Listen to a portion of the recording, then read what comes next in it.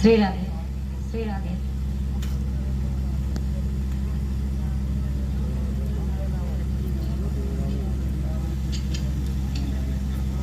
श्री राधे, श्री राधे, श्री राधे।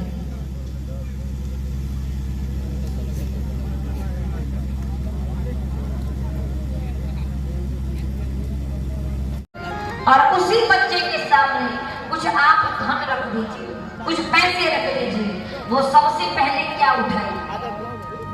बोलिए।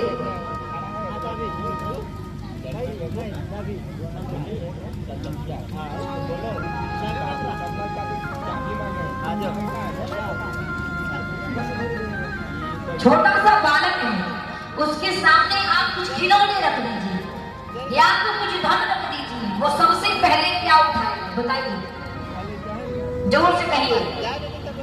और आप क्या उठाएंगे? पैसा उठाए।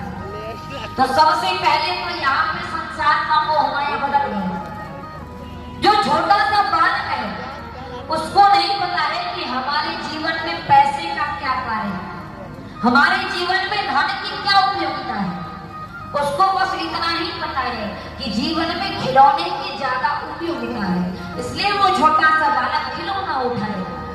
और आपको पता है कि जीवन जीने के लिए धन की आवश्यकता है, इसलिए आप धन उठाएं। तो एक तो आश्रय यहाँ पे बदल गया। अब वही बात थोड़ा और बड़ा होता है, जब स्कूल जाता है, पढ़ने जाता है।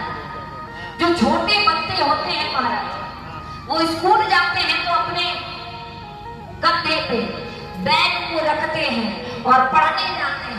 रोज पढ़ करके आते हैं तो बैग को कहीं भी फेंक देते हैं, अच्छे से नहीं रखते, क्योंकि उस बच्चे को ये नहीं पता है कि जीवन में ज्ञान का कितना आवश्यकता है, ज्ञानी होना कितना आवश्यक है। इसलिए वो बच्चा अपने बैग को फेंक देता है जब स्कूल से आता है।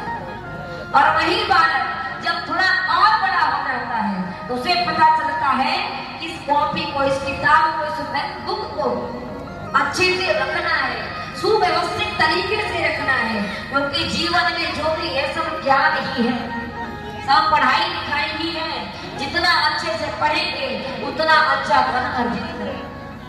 तो दूसरा आश्रय यहाँ बदल गया। अब तीसरा आश्रय समझिए, कोई बुजुर्ग व्यक्ति है। अब उस बुजुर्ग के पास आप जाइए और कहिए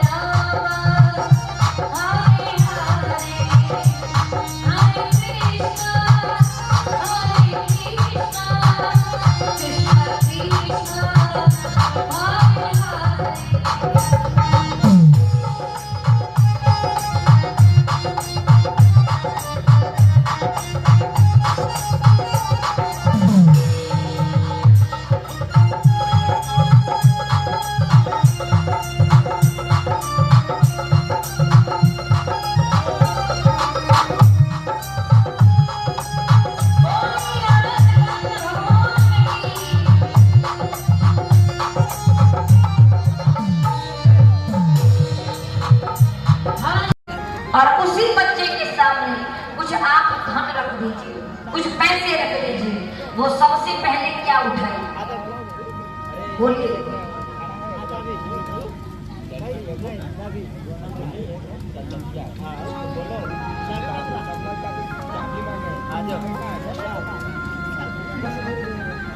छोटा सा बालक है, उसके सामने आप कुछ खिलौने रख दीजिए या तो कुछ धन रख दीजिए, वो सबसे पहले क्या उठाए? बताइए, जोर से कहिए। और आप क्या उठाएंगे? पैसा उठाए। तो सबसे पहले तो यहाँ पे संसार का मोह माया बदल गया। जो छोटा सा बालक है उसको नहीं पता है कि हमारे जीवन में पैसे का क्या कार्य है, हमारे जीवन में धन की क्या उपयोगिता है। उसको बस इतना ही पता है कि जीवन में खिलौने की ज्यादा उपयोगिता है, इसलिए वो छोटा सा बालक खिलौना उठाएगा। और आपको पता है कि जीवन जीने के लिए धन की आवश्यकता है, इसलिए आप धन उठाएं। तो एक तो आश्रय यहाँ पे बदल गया। अब वही बात थोड़ा और बड़ा होता है, जब स्कूल जाता है, पढ़ने जाता है। जो छोटे बच्चे होते हैं महाराज, वो स्कूल जाते हैं तो अपने कंधे पे बैग को रखते हैं और पढ़ने जाते हैं। रोज पढ़ करके आते हैं तो बैग को कहीं भी फेंक देते हैं, अच्छे से नहीं रखते, क्योंकि उस बच्चे को ये नहीं पता है कि जीवन में ज्ञान का कितना आवश्यकता है, ज्ञानी होना कितना आवश्यक है। इसलिए वो बच्चा अपने बैग को फेंक देता है जब स्कूल से आता है।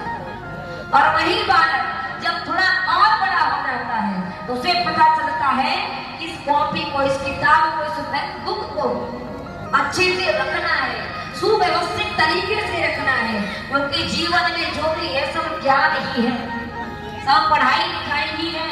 जितना अच्छे से पढ़ेंगे उतना अच्छा धन अर्जित करेंगे। तो दूसरा आशय यहाँ बदल गया। अब तीसरा आशय समझिए, कोई बुजुर्ग व्यक्ति है, अब उस बुजुर्ग के पास आप जाइए और कहिए कि बाबा आपके हो, तो वो भी राम राम कहता है। और किसी यौन अवस्था के बच्चों से कहिए राम राम कहो, वो भी राम राम कहता है। किसी बुजुर्ग से कहिए कि बाबा राम राम कहो, वो भी राम राम कहता है।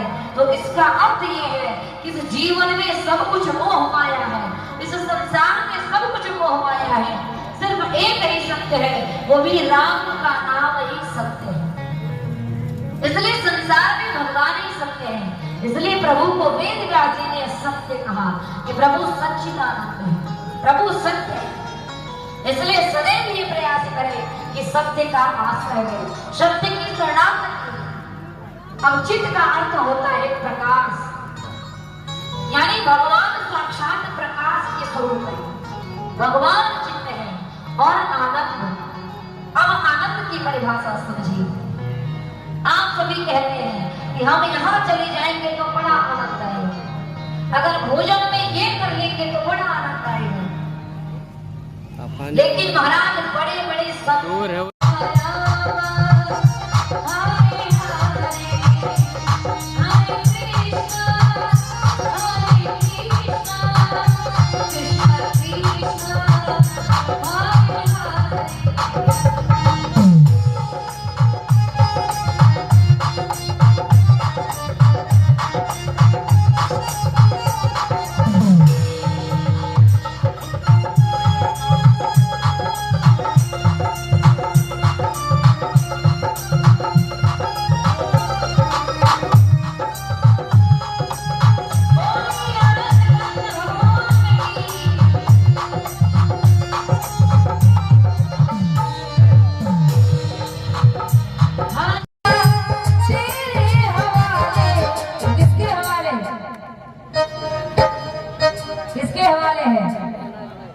हाँ तो कहिए, अच्छे से कहिए, मुरली वाले।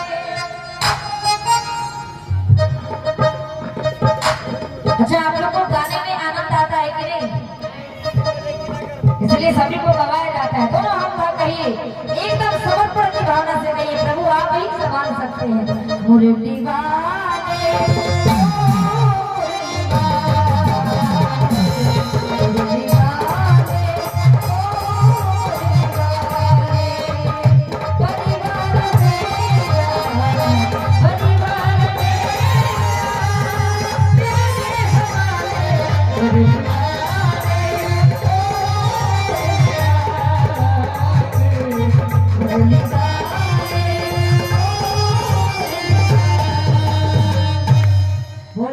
कन्हैया लाल की, श्याम रामचंद्र की।